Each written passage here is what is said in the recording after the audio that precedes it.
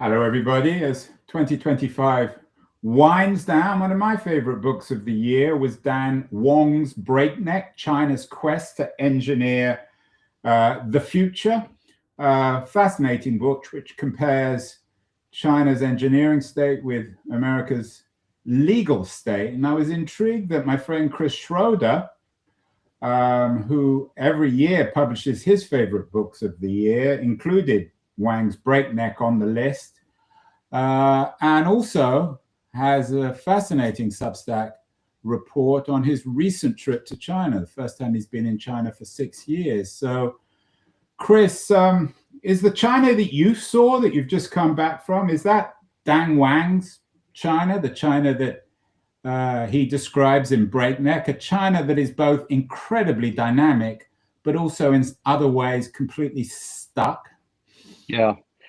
Dan is a friend, and I must say over the years is one of the most thoughtful analysts that I've seen on China. So this book is really, really a great statement of what he does. And it is. And in fact, it's interesting because the way the book is often portrayed is sort of comparing the engineering style of both governance and the business elements of China versus this legalistic approach and process that is America. So you would think at a surface level that it was sort of a pro-China, they've got it all worked out kind of a thing. And in reality, it is an extraordinarily nuanced, candid view of both the opportunities that come with this quote unquote engineering mindset, but also the challenges that come with it. And I saw that completely. In a way, this trip, very, very different from 6 years ago, was a tale of two cities, because if I talked to the tech crowd, they were all sort of up and to the right and very excited about AI and robotics. I visited a Xiaomi automotive plant and literally watched 92% plus a robotics plant was the output. I saw a car assembled in 20 seconds.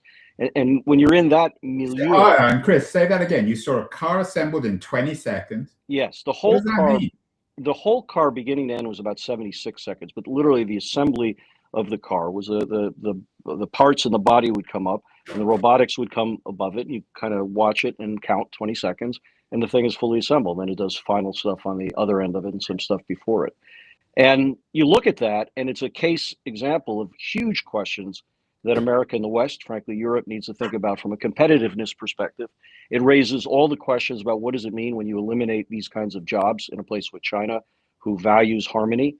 And there are a lot of trade-offs in life that I think Dan captures extremely well about what happens when everything is happening in an engineering text, but engineers sometimes are not empathetic. They don't necessarily have political understanding. They solve problems technically and not holistically. And that was completely what my experience was. I talked to dozens and dozens of people, cab drivers, car drivers, translators, parents, and you really had a sense of uneasiness that people at one level felt that they were very strong and can be very dynamic in a challenging time, and it is a challenging time in China's economy now, but that a lot of the excitement around this technology and engineering also causes a lot of confusion and concern. Dan Wang's comparison with China that gets stuff done, that builds cities within months and maybe cars within minutes, and the US where nothing ever seems to get done. Huge debate here on that, triggered by people like Ezra Klein. Did you, coming from the US, you live in Washington, D.C., you spend a lot of time traveling around the US too, were you struck by the contrast between China, which gets stuff done, sometimes for the better, not always for the better, and the US where nothing gets done, where they can't build high-speed trains, or it seems anything else these days? Well, I mean, again, it's depending which US that you're talking about right now. I mean, the United States has people like SpaceX, where my son works, and they're landing rocket engines, which was beyond fantasy just a few years ago. So there's a lot getting done. But when we think about governance and policy, I will say that I am a Democrat, small d. Like, I believe very strongly in the rule of law and democracy, as I was raised with in many ways. But there's no question that in places like China, even Singapore and other places in Asia, there's a tremendous emphasis put on, did you deliver the goods or did you not? You have a plan, you put it out there, either you deliver it or you don't. And that level of accountability, the speed around accountability, the quality about the accountability, at the end of the day, I think gives a lot of people a sense that there's almost a contract between they and the government, in that as long as my life is being delivered, the services and capabilities and safety and so on that they promise, things can be pretty good. I think the challenge of China is that their economy itself, perhaps in part because of the overemphasis on the engineering side, I've been told repeatedly there's 25% unemployment for people in their 20s. Everyone I know I spoke to was talking about real estate prices down 30%. I mean, it is really, as I said, a tale of two cities. On the other hand, I think one of the challenges in the West is that more and more people really ask the question, is government at best incompetent and at worst an insider's rigged game? And that is a very dangerous question historically for democracy, because if at the end of the day, democracy does not deliver, it is not a surprise that you get some of the populism that we see both left and right around the West overall. Neither has got this licked. Both are having significant problems in navigating it. But one of the problems that China does not have is, do they deliver the goods when it comes to the commitments that they make in a given time? Huge debate in the US about China. Lots of China hawks, both on the left and the right. You, I'm guessing, aren't, although you're not someone who went there with rose-tinted glasses. Are you concerned with the kind of paranoid press that China often gets in the US? I think what I was most concerned about is that, and this is very different than 6 years ago in China, is that I saw almost no Americans at all. Literally, I went to Xi'an. I wanted to see some second-tier cities, so I went to Xi'an and Nanjing. I have a very dear friend in Xi'an, and they kind of me around to see and talk to people. I'm very interested. Go to see the Terracotta Warriors, which is one of the great historic sites in the world, and it was just packed with tourists. And there were literally 7 people from the West, and I kind of snuck up around them. 4 of them were Russian, 2 of them were French speaking in some form, and then me. And I have to tell you, even in Shanghai, which is obviously known as a tremendous global city, I saw almost no Westerners. And that's not a good thing. I worry about that because if you're not on the ground, you have no sense of nuance. You get kind of caught in a narrative, which is much more macro. You don't get a sense of really what's happening on the ground. And in many respects, that worries me because it feeds into what you're asking right now. I don't think that you can have a good sense of how to deal with something which is historically without precedence for Americans. Like for the first time, really, since World War II, we have a country that is built that is in many ways toe-to-toe technologically and in business as we are. And we've never seen that before. Korea with Samsung and Japan certainly shucked things up in America in the 90s as it did in automotive. And capacity, particularly in the level of technology, is without precedence. And it does not help us to look at that through the lens of previous models like Cold War and who's up and who's down, without stepping back a little bit and saying, okay, here's the reality as it is.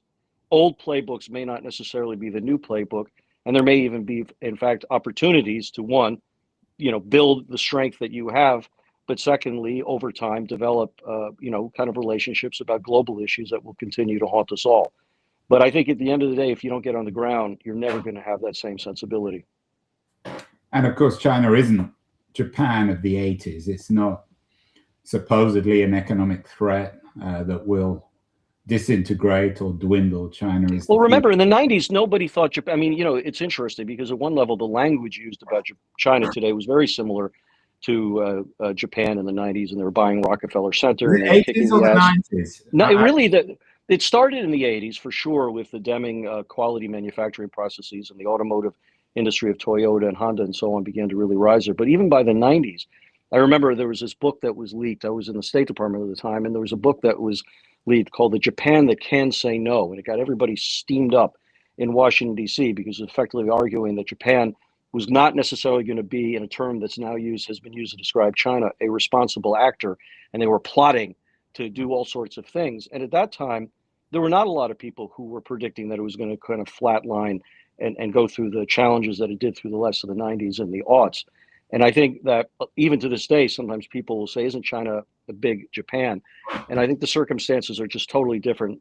There's 1.4 billion reasons why it's different. But on top of that, I think the nature of the advancement around technology innovation, defense tech and other areas is different. I think the rise of a middle class to the tune of hundreds of millions of people is a new thing. And so I think that analogy does not hold. But it remains interesting that we in the American mindset spoke that way as we were speaking in many ways as we're speaking about them now. And I think, again, then and now, the best thing to do is have as clear a head as you can and be focused on what it is that we want to do for us and with our allies. And, if there's room to maneuver with China, that would be fantastic. And if not, the world keeps moving, because the one thing that is crystal clear is China's not going anywhere. What China's leadership will look like 10 years from now, what our leadership will look like 10 years from now, what is our relationship with our allies? 10 years is a lifetime in AI and technology. Nobody knows. So that, to me, I think should be the focus of how we think about it. More than a lifetime, a series of Yeah. lifetimes. One of the areas that I live thought the Wang book was really good on was the failure of the one-child policy, both in moral terms and in economic terms, and his suggestion that Brilliant. China faces its own demographic crisis. So that might be interesting. And let me ask you, Chris, and I don't know the answer to this, which is rather embarrassing, because I'd like to go to China and I never really made much of an effort. Wang himself notes in his book that he's not allowed to go there anymore. Is it easy to go? I mean, do you just buy a ticket to get visas? Do you have to do a lot to actually do what you did? It's never easy, and the visa application is a very lengthy one and so on. And I think in the case of Dan and some other people don't get visas. I mean, the idea that an American would be, grabbed there certainly is never impossible in many places, but I think mostly it's about, do you get the visa or don't you? I lucked out in that the visa I got in 6 years ago was a 10-year visa. So I actually didn't even have to go through a new process. But, I had guides and handlers and other things that helped me, which I think made it very clear that mostly I was there as a tourist. I mean, I met business people and I was thinking about the future of business and policy, but I was there really fundamentally as a thoughtful tourist. And I think most people can do that. And what's interesting now, particularly after the meeting between President Trump and President Xi, and now there's rumor that there may be 4 meetings that they're planning next year, at least for the very short term, there's a different kind of dialogue of Western journalists who are not allowed into China in the last few months just to receive visas to go back. Now, I will note that those visas are 6-month visas, so we don't really know what that means. I have a very good friend who just came back from a track 2. They call in Washington these dialogues when you get people who are no longer in government to meet with people in places like China. They called it kind of a second track or track 2. And a very good friend of mine is a former general who went on a track 2 every year with China. And he said this year felt a lot different. The conversations were more candid. They were more solicitous. They were more normal. And so there is always a possibility that things may be opening in new ways. But it is very, very hard to make that bet. But I would say, therefore, this is actually a very interesting time for people to go and try to sniff around and see if, in fact, things might be different, or whether or not it's just a temporary opening for whatever machinations and things go back to the way that they were. But in one level, and I don't even like the term going back, because in a way it's all about going forward. I became very convinced in this trip, and talking to a lot of people who are much smarter about China than I will ever be, that China in many respects gets up in the morning, going to bed at night, not thinking about America. They get up in the morning, go to bed at night thinking about China. And one of the things they've learned, and frankly other countries around the world have told, I heard this in India and elsewhere, if anything was learned in the last 5 or 7 years, with supply chains and things like that, is nobody wants to be over-reliant on anyone for anything. I mean, somehow or other, we woke up one day and 90+% of all chips of high end were made in one island. We woke up one day in Europe and 90+% of our oil and gas came from one country. And I think a lot of places in the world are sort of saying, what is the right hedge strategy? What is the right way to not be over dependent on anyone? And I think China, much of their strategy right now is to make sure at the end of the day, they've got the resources, they have the technology, they have the markets, they have what they want, in the spirit of never having to be reliant on anyone ever again. And I think sometimes people misunderstand that and don't realize, one, that's a very strategy. And secondly, it begs a very, very powerful question, which is the more independent and less necessary that they have to engage in other places in the world means other parts of the world, even someone as big and strong as America, our leverage is now actually declining as opposed to rising. Therefore, as strategists, we should be thinking about what is the reality of a world we're heading towards, where our leverage will differ at least, and maybe it will be lesser. We may be having this massive country that doesn't care as much about having access to our markets over time, though they appear to now. And how does that play out? How do we have to think about that? I don't have any answers to it, but I must say these are some of the questions I'm asking people much smarter than me since I've gotten back. They're definitely giving me a taste to go. Although my understanding is it's rather hard to go in the sense that, for example, to use the train system, you have to pay on a Chinese app, and foreigners don't have access to that app. I'm sure No, no longer. It was easy as pie. I mean, in advance, you can get your credit card, your Visa on WeChat Pay or Alipay, and it frankly was almost humblingly simple. And by the way, this means I go to a Jinbing, a guy who sells these little breakfast pancakes, and they don't take cash. They take my Alipay or whatever. It just simply could not have been easier.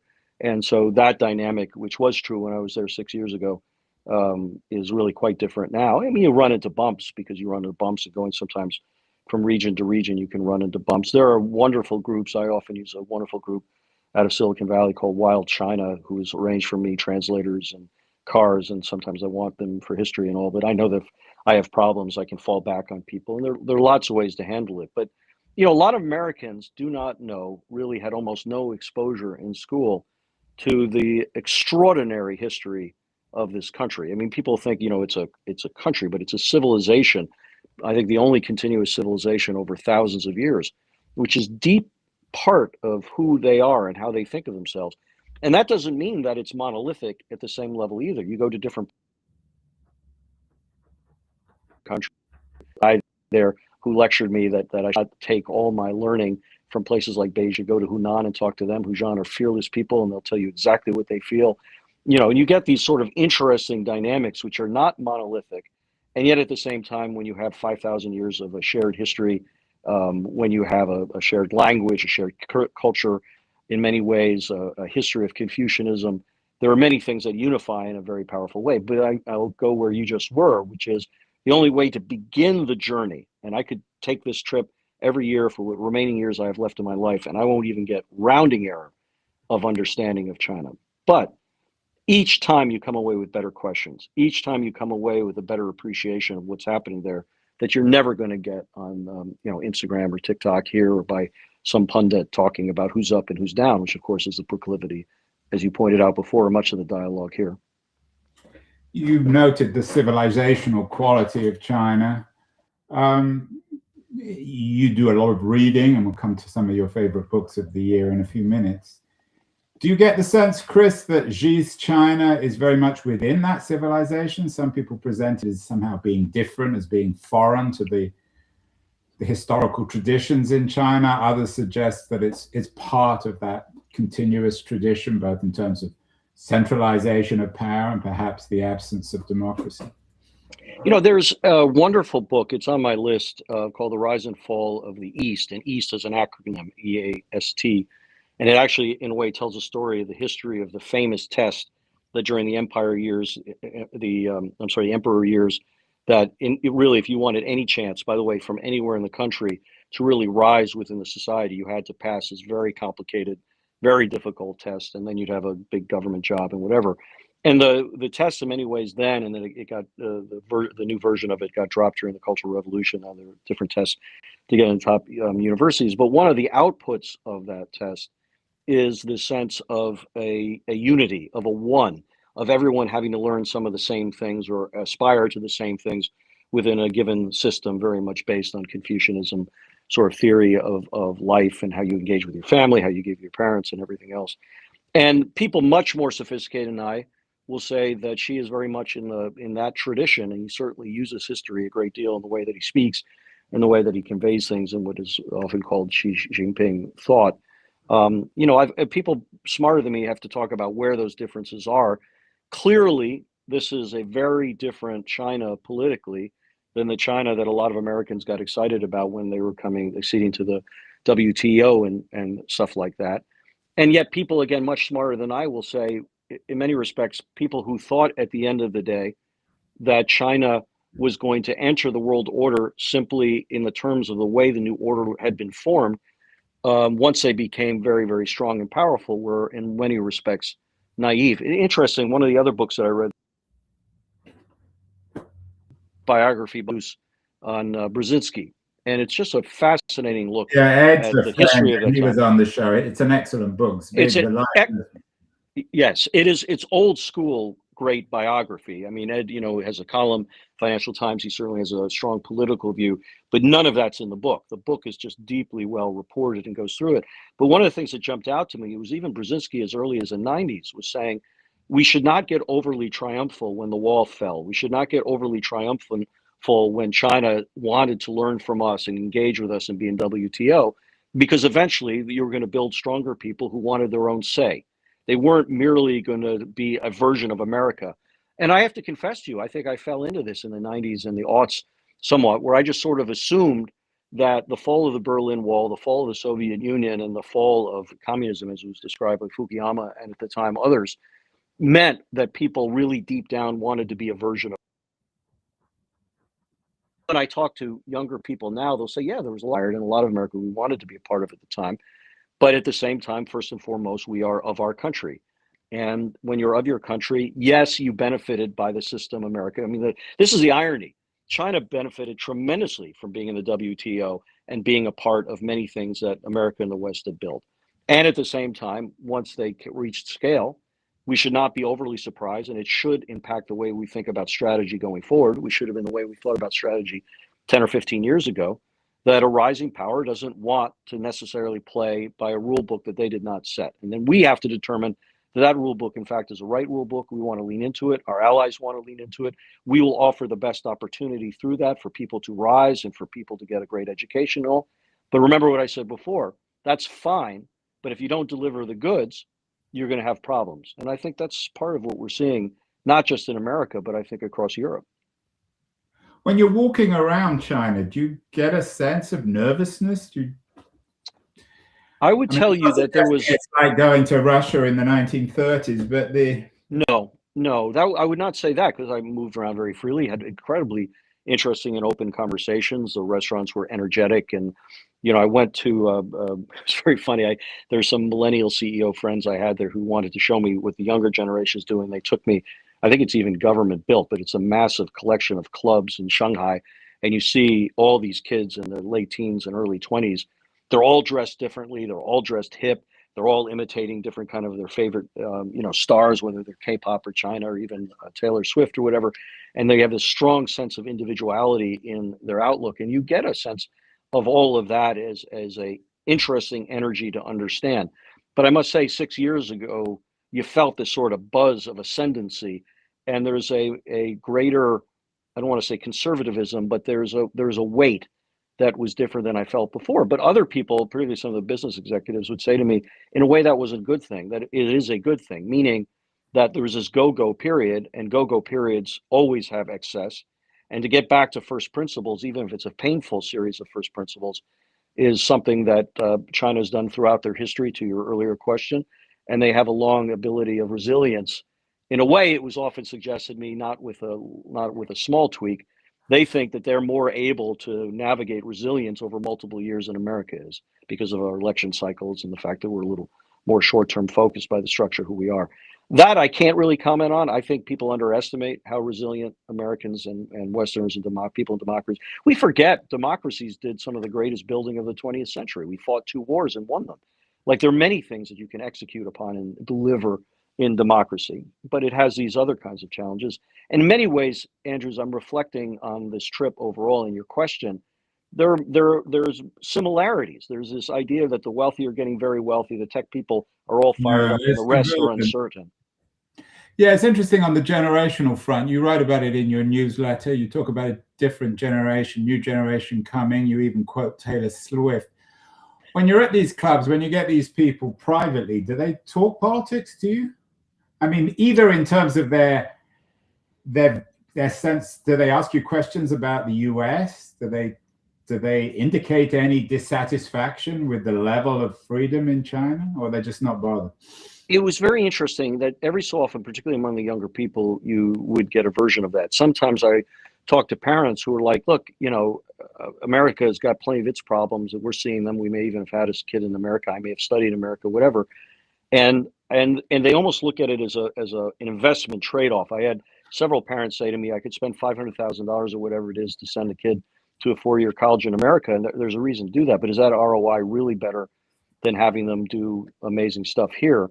And so you got people sort of thinking about trade-offs and balances in that way.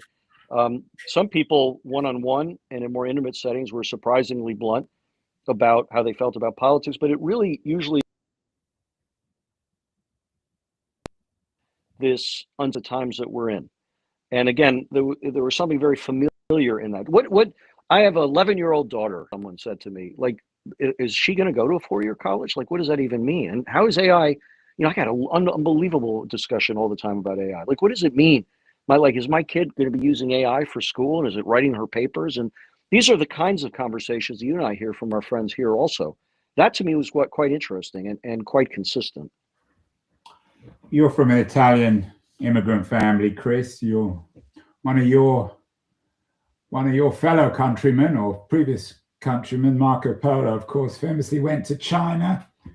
But what he wrote afterwards tended to be more about Europe than China itself. It triggered his own take on European civilization, or perhaps lack of civilization. What did your trip to China teach you about America?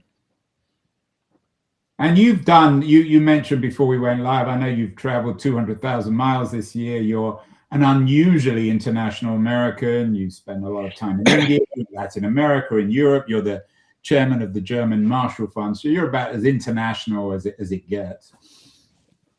You know, I think, I mean, there are a couple of vectors to go down. I mean, you know, the act of traveling as much as I do means I never have a depth of understanding that my friends who really either study it or from there, I'll never get close to, but it gives me interesting pattern recognition or connection among different places and ability to ask maybe better questions than I would have the year before I traveled to any given thing. And what I would say to you is that the two things that really struck out with me, well, three maybe, on the trip to China in terms of taking back about America, is that curiosity has never been more valuable. And as I said to you before, the fact that there's so much separation going, not just in terms, there's still a lot of business going on between the two countries. There's still a lot of connection.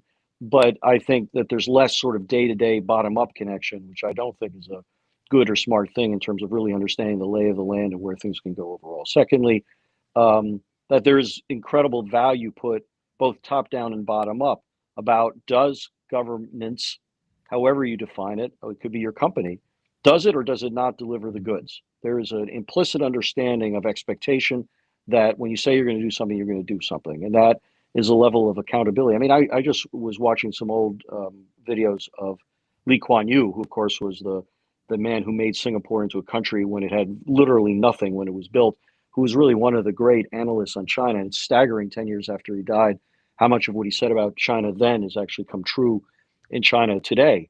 And he was very, very clear in many interviews. At the end of the day, if you're rising in the system there and you have an expectation of delivering, you don't deliver, you go sideways or you go down and you're out. And that sort of sense of accountability and delivering of the goods, we can make an argument about whether China does it or at what price. That's very reasonable debate. But the idea that that is something that is enormous in the way we want to deal with each other, the way that we have expectations about our governance, however we define it, I think was very, very large. That there's something going on, meaning that it is very easy, auto manufacturer, to say, you know, I need to be reliant on things being built in China, or because I want a cheaper system or things that work, or I want access to the Chinese market, which is all understandable. But when you start visiting what's happening there now, the one observation every business person should make and every policy maker should make is that they are toe to toe in many, many, if not most ways, and certainly ones that matter. And we have to ask ourselves, what do we want from that? You can't contain that. You can't keep that down, is my view. And by the way, people who are experts in China disagree with me on this. But my view is, as one very senior Singaporean said to me a couple of years ago, the best way to compete is to compete. And compete means deliver the goods, deliver on time, be fast, be reliable, be cheap. And this is about governance as well as in business. And there are certain areas right now where for us to say now is a day for us to go toe to toe with them, I think we actually literally have to step back and say, what are the things that are most important? What are the things uniquely qualified to do? What regulation to allow us to do it? What other regulation may require to take toe to toe any issues that are under in trade practices or whatever, and to have a real strategy about what it means to be a great country in the next 5 years. And you know, there are elements of things that we're doing. It was America that came up as quickly and efficiently and really almost historically with the COVID vaccine. I mean, we shouldn't forget these stories. We shouldn't forget what we're doing in space right now. We shouldn't forget that for the moment, we are truly leaders in areas of AI and chip manufacturing, particularly at the highest end, and sort of our innovation that allows us to do the things that we do. But at the same time, we can no longer take that for granted. And it came back to me that a bunch of humility and a lot of execution and a lot of discipline and some longer term strategy are required. But our political system does not have a lot of incentive for those things. The incentive is short term. It's social media, get people all fired up.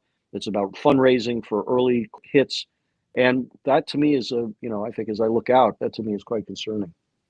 Yeah, one of the books that you picked out as you're a remarkable reader. You really seem to read. I mean, you traveled 200,000 miles, I guess, got nothing else to do on these flights. That's true. You chose a particularly interesting book. One of the books this year, two books about America. One is Thomas Fleming's A Disease in the Public Mind, a new understanding of why we fought the Civil War, which is about the corruption of public discourse in the years running up to the Civil War. And then a much more positive book, Freedom's Forge, How American Business Produced Victory in World War II. So these are the two bookends. The one is a warning. The other offers so much promise. Chris, I think you said that beautifully, because the first book is a warning. It's a caution. Fleming, who died a couple of years ago, is very provocative because there have been hundreds of books, if not thousands, about why the Civil War came. And goes down. He said at some point, in these and beyond, among the other things that happened was that the sides stopped hearing each other and only demonized each other and left no room to maneuver. And obviously, he's not saying slavery was acceptable in any form. It was not saying maybe at the end of the day, war was inevitable. But the point that he was making was that there were actually interesting solutions. The British, for example, in the Caribbean had paid compensation to end slavery there without the Civil War. And Thomas Jefferson's grandson, Thomas Jefferson Randolph, was actually having some significant success in getting legislatures in Virginia to start thinking about how to do that. But in the end, people on both sides of geographically, I mean, there were many people who rejected those ideas within the South. And then, of course, in the North, very understandably, there were people who say these people are only evil. There is no room to maneuver. This is a binary thing, lecturing each other, pointing fingers at each other. And at one point, people no longer spoke to each other. They no longer understood what were the essence of people had. And then war became inevitable. To be clear, he was not saying that this was not worth fighting for. He was merely saying there were other scenarios that eradicated when people were no longer walking in each other's shoes to try to understand where creativity might have occurred. And I thought a lot about that in today's environment. And I think a lot about it also with our engagement with China. We don't want to lose a room to maneuver. We want to be able to have creativity and engagement. But of course, we live in an era now where either you're my friend or my enemy. You're a traitor or you're not a traitor. You're on my side or not. Everything that happens politically, I mean, politics has always been performative in some form, but with social media, every time something happens, people go out there and they literally take the performative stance. No one gets paid a lot of money to say, wait a minute, maybe I'm wrong on this, and maybe that other person has got a pretty good idea and I should understand it because there might be something to learn. So it really was a book of caution. I think you expressed that beautifully. And of course, Freedom's Forge is just an incredible story. Whatever you think about Franklin Roosevelt politically, he really got early that he needed to gear up. This was even before Lend-Lease. He needed this country to gear up for what was very likely coming our way in some form.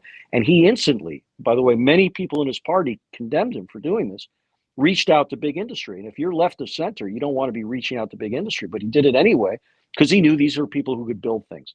These would be the right people to figure out how we could be the 17th ranked army in the world and then get very quickly ready for a war should it come. And it's an extraordinarily upbeat. And so whenever anybody says to me, democracies don't build, I'm like, read this book, because that's an excuse. The democracies are messier, they're deliberative. That's the power of democracy. But to suggest that that means by definition you can't build under democracy is against all the evidence, both historically and I still thinking of examples of today. You were on the Andreessen Horowitz podcast recently. I know you're close to both Mark Andreessen, Ben Horowitz. Are you concerned, Chris, about The shift in the zeitgeist. Bernie Sanders recently announced that he thought there should be a moratorium on data centers, and more antipathy towards everybody from Musk and Thiel and Altman to Andreessen and Horowitz. Look, I think you painted with a very broad brush a lot of different individuals who are doing different things. I think what I find happening a lot is that people will simplify and make performative the arguments. And so what they'll say is we should tax all billionaires, or billionaires are the problem, which to me is a complete dodging of the harder questions, which is, why do we have the homelessness that we have in our cities when we spend $70,000 per homeless person every year administratively? Why are we having the crime problems in some of our greatest cities that we've had today? They're just, the harder questions are not, should you slap more taxes on billionaires? I am not sophisticated enough to tell you whether that's a good thing or a bad thing, or how to think about that in a process.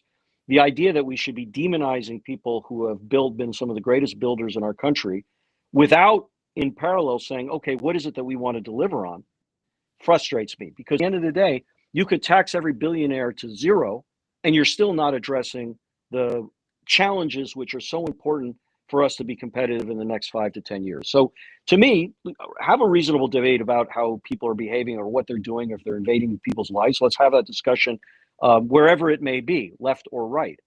But to me, when people start doing this demagogic political stuff, left or right, they're actually really hiding from the harder questions. And the harder questions are one that are going to make a difference about whether, if we have kids graduating our schools who have 8th grade reading and math skills, that is what matters. And I don't care. There's nothing you can do to a single billionaire that's going to actually answer that in a concrete way. And that's the conversation I think we should be having. There's a great comedian, I love him, Ronnie Chen, who I'm sure you've seen him on Netflix and other stuff. He was with Stewart before. I don't know what his politics is, but he has this funny skit where he effectively says, I admire so many people today who, they're willing to die for their country. I'm like, God, that's unbelievable. You got to die for your country. What a dramatic thing. What a great statement of patriotism. I love this country. I admire people want to say that. But to die for your country, are you willing to learn math for your country? And I always found it very funny, because I think he's right. I think that we get sort of spun up about these great things, which become very easy to have resentment about each other. It goes back to the Fleming stuff. It's very easy to put people in simplistic buckets. But the real question at the end of the day for the future of our country is, in order to build things in a now extremely competitive world, there are a whole bunch. We need to travel. We need to learn from each other. We have to know that the next 10 years are not like the next 10 years. And there are deep-seated structural problems that business as usual, the stuff that got us to that point, will not be the stuff that gets us out. That to me is the conversation, not whether or not a given billionaire is a bad person or a given mayor is putting his hand in the kitty. All that stuff, we can talk about it. But to me, that's not even 10% of what we should be talking about. Yeah, and you're a traveler, and that's why I like your book list, because it's not just China or America. You've got some really interesting books, Chris. I have to admit, I hadn't even heard of this one. It sounds fascinating. Scamlands inside the Asian empire of fraud that preys on the world, by someone called Snigdha Poonan. Tell me about this book and why people should read it. It offers a very different take on the Asian or China. Snigdha is an Indian journalist, one of my favorite journalists, full stop. I mean, it's just a great reporter's reporter. She digs in. Her previous book was a book called Dreamlands, where when I think she wrote it or was reporting on it, she might have been in her early 30s, and she interviewed all across India 19 to 22-year-olds. And I remember her saying to me that she thought, I'm 32 or whatever I am. Obviously, I have a lot in common with 20-year-olds. And her biggest takeaway in reporting on the book is that she had almost nothing in common with them. Their mindset was different. Their aspirations to wealth were different. Their access to technology, they never knew a world without it. And she just has this journalist ability to kind of dig in and listen. And one of the things that she picked up in that first book were that people were willing to do what it took to make a lot of money, even if it crossed lines that you and I would not be comfortable with. And she asked a lot of questions about that. She really wanted to kind of understand what that was meaning. And she really goes deep into the world, which is huge in India, but quite frankly, it's huge in Cambodia, it's huge in Vietnam, it's huge around the world. We're literally communities and cities of people. It's a machinery. It's almost a gray economy juggernaut to the tunes of billions of dollars of scamming people, very often in the West and very often in America of certain age. And it is literally machineries of people who are doing the phone calls. They're going to be using AI in new ways. to really do incredible damage to society. And so that's going to be a very interesting period. And the book, I think, is a warning shot and a tremendous piece of reporting. I think as soon as you started talking about Scamlands, your lights went off, Chris. Yeah, I know. That's a bad sign. I was just thinking the same thing. A couple of other books which I found particularly interesting. The book, The New India. I know you do a lot of traveling in India as well. And again, you're not an India expert, but does India offer perhaps a politically more palatable alternative to the Chinese model for many other countries in the South? You know, the end of the day, India is an enormous country with enormous talent and all the potential that you'll have. And even Lee Kuan Yew said this 10 years ago, India will not be China. Ironically, and I heard this a lot when I was in India, democracy actually weighs it down to the earlier part of our conversation. Meaning that if the head says, you do this, the guy will say, well, you didn't elect me. Or the woman says, at the end of the day, I'm a governor of an area. I'll do it at my speed and the way that I want to do it. And that a lot of the potential can get lost in process. A lot of the potential can get lost in corruption. A lot of it can get lost in different political sides of it. So how that plays out is going to be interesting to watch. Obviously, a lot of major companies, as they've been de-risking from China, have been coming to India and looking for opportunities there. Sometimes it works, sometimes it doesn't work. I think the jury is still out. The book that you pointed out was written by another very brave journalist and a great writer, Rahul Bhatia, where he really, he drives down the middle, but he tells the history of the rise of the BJP, the main party right now of Modi, and its history in a century. It really goes back. There was a political movement which still exists today that's even more conservative called the RSS, and he gives just a history, and it's very thoughtful, and it's a real understanding, and it's not vituperative, it's not necessarily lecturing, but it raises all the questions in a way that can the new India, with the constraints of politics and the sort of shifts that are happening politically, deliver to its potential. And the fact of the matter is, none of us know the answer to that yet. But I will tell you that when I was in India and I met with entrepreneurs and venture capitalists and whatever, the potential is unquestionable, not just in terms of size and scale, but just raw talent and desire to have impact and make things different and better. So we'll have to see. Yeah, Bhatia was on the show last year. Final book before we get to a couple of predictions about 2026. It's a book with an eerie title by, and I hadn't heard of the book, Omar El Akkad. One day everyone will have always been against this. I'm guessing this is a rather troubling book, Chris. Every page of the book is troubling, and every page, all of us, it'll make many people uncomfortable. It'll make everybody uncomfortable. And it raises a question in the context, of course, Israel and Gaza, which is the experience that he brings to bear in very poignant and very provocative ways. But in a way, he's raising a much broader question about us and human nature and what we're willing to accept to move on our day-to-day basis. And there are many things in your and my life and everyone's life that we sort of don't want to ask the harder questions. We don't want to really understand both sides very well. It's easier not to. I had a friend of mine who was a great journalist in the Middle East, an American journalist who was in Jerusalem for many years and for the Washington Post and others. And I remember once she referred to something that worried her in the way that she called it was the third cappuccino syndrome. And what she was saying was, you know, at the end of the day, we get comfortable in our lives. And you could go to Berlusconi's India at that time, and you know that a lot of corruption and tough things were happening. But you go out, and everywhere you go in Italy, the cafes are filled, and people are thrilled, and the laughter is loud, and the music is beautiful, and the people are dressed hot, and it's all great. And we order our third cappuccino. And I think all of us have to be reminded that when the tough issues come, particularly in an environment of social media, it becomes extremely easy to sort of say, well, I get upset about it for a day or two, and then I move on. Very easy. And I think that's always been true in human nature, but I think in many respects, social media compounds that, particularly as it also drags us into our own echo chambers.